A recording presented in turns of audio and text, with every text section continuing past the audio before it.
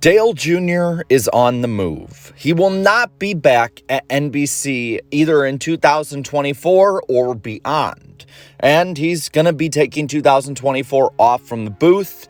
And in the future, we'll be going to Amazon Prime for their 5-week NASCAR coverage in 2025. And to say that this is a surprise is both true and untrue. It's true in the sense that Dale Earnhardt Jr. going away from NBC seems alien at this point. He seemed right at home. He was the heartbeat of their broadcast, and it's just not going to seem the same going back to the way it was before 2018.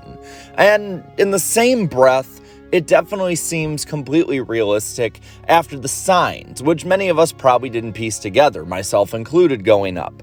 I mean, you see Dale Jr. Download being taken off of Peacock. You see all of the Dirty Mo properties now all on YouTube. You see the Jeff Gluck and Jordan Bianchi Teardown podcast on Dirty Mo now. It just all kind of fits together that all these different media properties and media sides of things did not fit NBC in any way. Let's start with the big elephant in the room. This is the biggest mistake NBC has made when it comes to NASCAR since 2006 when they tried to bait fans into being racist. Yes, that is a true thing that NBC did at one point as an entire network, not just coverage-wise. Dale Jr. is the glue that held the entire NBC broadcast together. Yeah, they all yelled a lot. Yeah, they might not have done stuff by the book. Yeah, it could get grating at times. But Dale Jr., he was just somebody who would pop off and have something he'd say that everyone could agree with or be really funny or would be able to build off of what the booth put forward around him, even if it wasn't the greatest. Having him gone is going to take so much energy out of that booth that is desperately needed that I don't know if NASCAR fans really want to see. If you want to see, go back to 2017 on Back with NBC, because in my opinion, Dale Jr.'s approach as a driver and as an owner and as an ambassador of the sport helped bring a knowledge that just cannot be replaced. They need, in my opinion, to shake the entire NBC side of the broadcast up.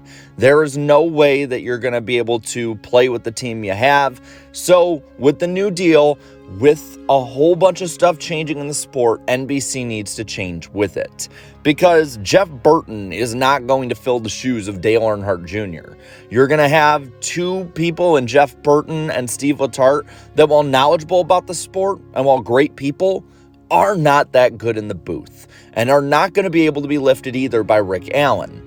Allen is serviceable, but again, will get on people's nerves now that Dale Jr. is out of the picture. And this starts this year. It's not something that's just going to pop up in the next 2 and you have time to prepare. This is something you're all going to be seeing starting in July and June. And for me, this is a huge loss of momentum in 2024 where there has been a ton so far. It's not the end of the world. It's not going to take over what happened with the Great Atlanta finish or anything like that. But to say that it's disappointing for most NASCAR fans, especially the older ones that make up the majority of the base, is definitely true. I mean, come on.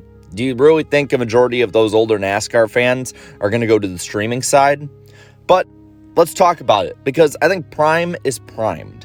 You see, you now have NASCAR's biggest name, which is probably a sad thing to say about NASCAR, that somebody who hasn't raced in the sport now in 7 years, going on 8 once he shows up there, is still the biggest name in the sport. But it's true. He is. He is probably the most popular face in the sport, and it's pretty nice seeing a popular face try and get out there and actually be the face of the sport. And Dale Jr. is just that in every way. And I think that by having Jr. there, they are going to market the ever-living hell out of him being in the booth for when they show up, because NASCAR fans are not good with change. It's true. We all know it. And they are going to need every single ace up their sleeve to bring people into that first event, which is looking to be the Coke 600. They are going to have Carolina's favorite boy calling the Coke 600. And that is something that I think you can start building on way in advance. And that's why this announcement came this far in advance.